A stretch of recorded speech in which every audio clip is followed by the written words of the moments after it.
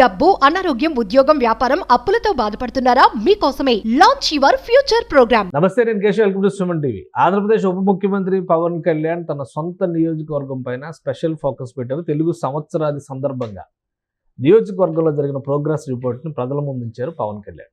అదే క్రమంలో పవన్ కళ్యాణ్ నియోజకవర్గాన్ని టార్గెట్ చేసేటువంటి వారి జాబితా కూడా రోజు రోజుకు పెరుగుతుంది. సో ప్రజల మనోగతం ఎలా ఉంది, పవన్ ప్రోగ్రెస్ రిపోర్ట్ పైన ఎలాంటి రియాక్షన్స్ వస్తున్నాయి, ఈ అంశాన్ని విశ్లేషించే ప్రయత్నం చేద్దాం. మనతో పాటు అనలిస్ట్ చందు శ్రీనివాస్ గారు. శ్రీనివాస్ గారు నమస్కారం. నమస్కారం కేశవ్ గారు. పవన్ కళ్యాణ్ గారు పిఠాపురం నియోజకవర్గానికి సంబంధించి ఒక నివేదిక ఇచ్చారు. ప్రజా నివేదిక అనుకోవచ్చు దాన్ని. ప్రజల ముందర పెట్టారు. ఈ 10 నెలల్లో ఆయన ఏం చేశారు అనేది ప్రజల ముందర పెట్టారు. ఏంటి, ఎలా ఉంది అది? తప్పకుండా అండి. దాదాపు మనం చూసిన ప్రకారం అయితే ఆయన రిలీజ్ చేసిన దాంట్లో ఈ 9 నెలల్లో దాదాపు 300 కోట్ల పనులు శ్రీకారం చుట్టినట్టే. అంటే మాట ఇచ్చిన ప్రకారం నా గెలుపు అనేది పిఠాపురం ప్రజలు నాకు ఇచ్చారు, నేను ఎప్పుడు గుండెలో పెట్టుకుంటాను. అదే సమయంలో పిఠాపురం అభివృద్ధి, పిఠాపురం చారిత్రక ప్రదేశం కాబట్టి అక్కడ ఉన్న పురోహితిక అమ్మవారిని, తర్వాత కుక్కటేశ్వర స్వామిని, శ్రీపాద వల్లభ స్వామిని గుర్తు చేసుకుంటా నేను ఎప్పుడు కూడా దేశానికి రోల్ మోడల్గా చేస్తాను. ఆ దిశగా ముందుకు తీసుకెళ్తాను. 100% మీకు ఇచ్చిన మాట నివర్తించుకుంటాను.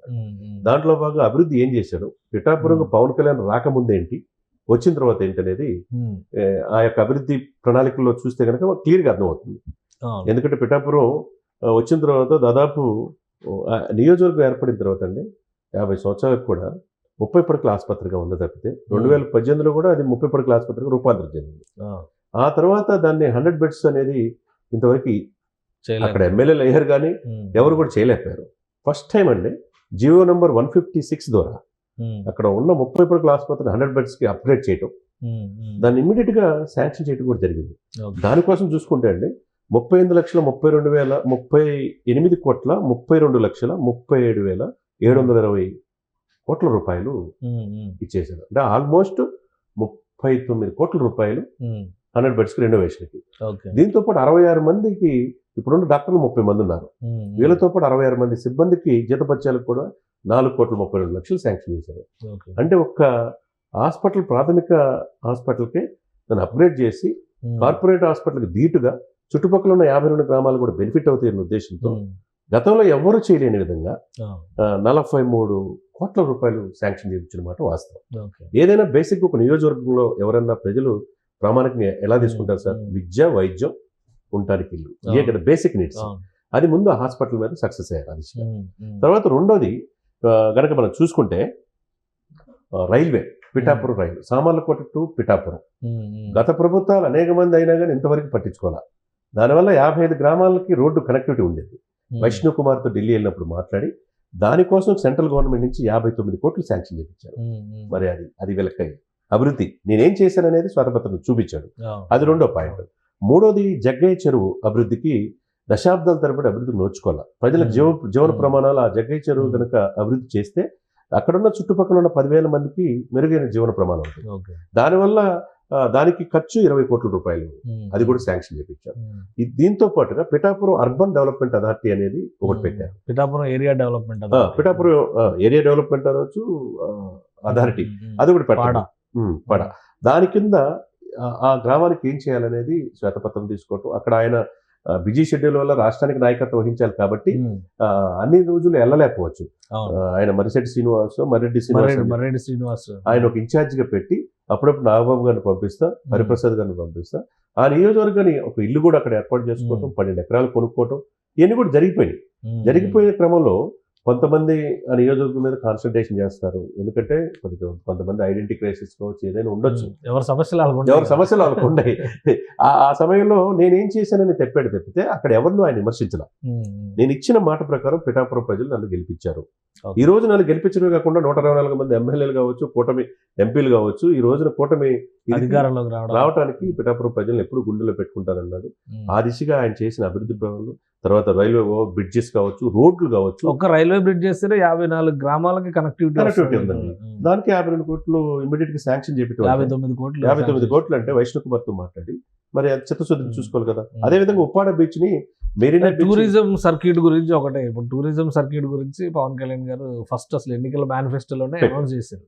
అక్కడ ఉన్నటువంటి మీరు చెప్పినట్టుగా టెంపుల్స్, పురోహితిగా వల్లభ శ్రీపాద వల్లభ స్వామి, ఇవన్నీ దృష్టిలో పెట్టుకొని అన్నారు. ఇంకా ఇంతవరకు దానికి సంబంధించి ఏమి స్పష్టత రాలేదు అనే అభిప్రాయం. నేను మొన్న వెళ్ళినప్పుడు చూశాను సార్, అక్కడ ఉన్న ఈవోలు వాళ్ళతో మాట్లాడితే, ప్రధాన అర్చకులతో మాట్లాడితే, ఏమంటే మేము దాదాపు 3 దశాబ్దాల నుంచి ఉంటున్నాం, చాలా మంది వచ్చి వెళ్ళిపోతున్నారు, కానీ ఒక బ్లూ ప్రింట్ అనేది మమ్మల్ని పిలిపించాడు 3 సార్లు పవన్ కళ్యాణ్ గారు. టెంపుల్ టౌన్ టూరిజం ప్రాజెక్టులో భాగంగా సెంట్రల్ నుంచి కూడా దీనికి ఫండ్స్ తీసుకొస్తాను, మోదీ గారు కూడా దేశ ప్రధాని కూడా ఇక్కడ పిఠాపురం ఒక రోజు తీసుకొస్తానని చెప్పి ఆ రోజు అక్కడ వాళ్ళకి పాటిచ్చారు. డెఫినెట్ గా ఆయన పిలిస్తే డెఫినెట్ గా రాకుండా ఎందుకుంటారు. అదే విధంగా మీరు అన్నట్టు పక్కనున్న కర్ణాటక రాష్ట్రం, మహారాష్ట్ర నుంచి కూడా అక్కడ భక్తులు మీరు చెప్పిన టెంపుల్ శ్రీపాద వల్లభ స్వామి టెంపుల్ కి వస్తారు, మహారాష్ట్ర భక్తులు ఎక్కువ 3000 మంది వస్తారంట. ఆ వచ్చే వాళ్ళు కూడా రైలు అక్కడ ఆగే వెసులుబాటు కూడా కల్పించారని చెప్పి, స్టేషన్ ముందు ఆగేది కాదు, అంటే దాన్ని కూడా ఇప్పుడు అమృత్ పథకం కింద స్టేషన్స్ అన్ని రీడిజైన్ చేస్తారు కదా, పిఠాపురం రైల్వే స్టేషన్ కూడా రీమోడల్ చేసే అవకాశం ఉంది. దాంతో పాటు బస్ స్టాండ్లు అభివృద్ధి చేస్తున్నారు, చుట్టూ కనెక్టివిటీ, ఎందుకంటే అది వైజాగ్ వరకు కనెక్టివిటీ ఉంది, పిఠాపురం మెయిన్ బైపాస్ లో ఉంటుంది. ఆ కనెక్టివిటీ చేసే భాగంలో ఏ ప్రాజెక్ట్ ఉన్నా, అఖండ గోదావరి ప్రాజెక్ట్ చూసారు. ఇది దిగపోతే టూరిజం డెవలప్మెంట్ కి మీరు అన్నట్టు మెరీనా బీచ్ ని తలదన్నే విధంగా ఉప్పాడ బీచ్ కి ఆ స్కోప్ ఉందంటే స్పష్టంగా కనపడుతుంది. అక్కడ బీచ్ కి చూడండి సార్, బీచ్ కుంటే నేను కూడా స్వయంగా మనం చూసాను, ఈ బీచ్ ఉప్పు నీళ్లు, యాక్చువల్గా ఉప్పు నీళ్ళు ఉండే పరిసరాలు ఏంటంటే ఉప్పు పండించడానికే ఉంటారు.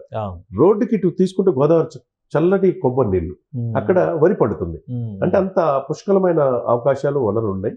కాకపోతే చిత్తశుద్ధిగా నాయకులు కనుక చేసుకుని అక్కడ రోడ్డు ఫెసిలిటీస్ కల్పించి త్వరలో దాని మీద ఒక యాక్షన్ ప్లాన్ అనౌన్స్ చేశారు. డెఫినెట్ గా మత్స్యకారులకు ఆల్రెడీ వాళ్ళకి కావాల్సింది చేశారు. అక్కడ వాల్ ఒకటి కట్టడానికి, తర్వాత బీచ్ ని కాకినాడ పోర్టుకు ఆనుకొని దగ్గర ఉన్నది కాబట్టి టూరిజం ఇదిగా తీర ప్రాంతం ఎక్కువ ఉంది. కాబట్టి మనకి పిఠాపురం నియోజకవర్గంలో ఈ ఉప్పాడ బీచ్ ఉంటే కూడా మనం చూసాం, ఉప్పెన సినిమాలు అవి కూడా అక్కడే తీసి షూటింగ్ స్పాట్స్ గా ఉన్నాయి. కాబట్టి డెఫినెట్ గా ఇవన్నీ ఒకటిగా మల్టిపుల్ గా సార్, ఒకటి కాదు, బేసిక్ నీడ్స్. స్కూల్స్ లో కూడా ఆయన సొంత డబ్బు కూడా ఇచ్చాడు పిఠాపురం, అధునాతనమైన టెక్నాలజీని వాళ్ళకి అందించాలని చెప్పి. తర్వాత వైద్యం అందించాడు, వాళ్ళకి రోడ్లు ఇస్తున్నాడు. ఇట్లాంటి అవస్థాపన సౌకర్యాలు ఎప్పుడైతే నియోజకవర్గానికి వచ్చినాయో ప్రజలకు ఇంకా అంతకంటే ఏం కావాలి. పిఠాపురం శాశ్వత చిరునామా సార్ పవన్ కళ్యాణ్ గారికి ఇప్పుడున్న అభివృద్ధి పనులు చూస్తుంటే. ఇది పిఠాపురాన్ని శాశ్వత చిరునామాగా చేసుకునేటువంటి క్రమంలో పవన్ కళ్యాణ్ తన ప్రోగ్రెస్ రిపోర్ట్ను ప్రజల ముందర ఉంచారు. 10 నెలల్లో పిఠాపురం నియోజకవర్గ అభివృద్ధికి తీసుకున్నటువంటి చర్యలు రాబోయే రోజుల్లో టూరిజం సర్క్యూట్గా డెవలప్ చేయడానికి అటు తీర ప్రాంతం నుంచి ఇటు పుణ్యక్షేత్రాల వరకు ఒక సమగ్ర ప్రణాళికని ఆవిష్కరించే అవకాశాలు ఉన్నాయని చంద్ర శ్రీనివాస్ గారు విశ్లేషిస్తున్నారు. ఇది special discussion. Keep watching. Suman టీవీలో మీ పర్సనల్ అండ్ బిజినెస్ ప్రమోషన్స్ కోసం కింది నెంబర్కి కాంటాక్ట్ చేయండి.